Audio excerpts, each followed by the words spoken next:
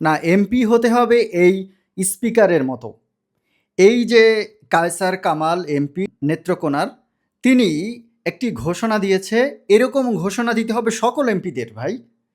একজন এমপি যদি এই ধরনের ভালো কাজ না করে, একজন এমপি যদি এইভাবে মানুষের জন্য কাজ না করে, তাহলে কি হয়?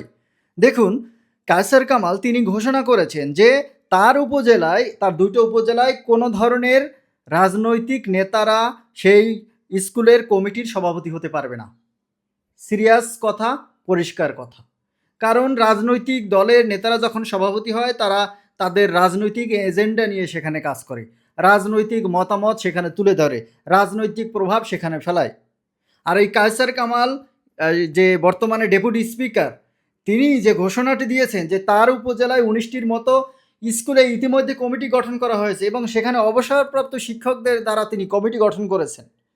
এইভাবে যদি শিক্ষা প্রতিষ্ঠান নিয়ে চিন্তাভাবনা না করা হয়, তাহলে কিভাবে শিক্ষা প্রতিষ্ঠানের উন্নতি হবে, কিভাবে ছাত্রছাত্রীদের উন্নতি হবে, কিভাবে অভিভাবকরা খুশি হবে?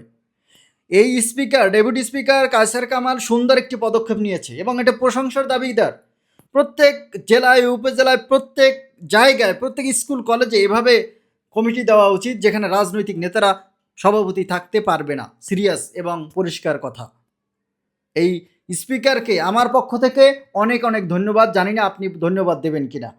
একটা স্কুলকে নিরপেক্ষ রাখার জন্য এই পদক্ষেপটা অত্যন্ত গুরুত্বপূর্ণ। আপনি কি মনে করেন?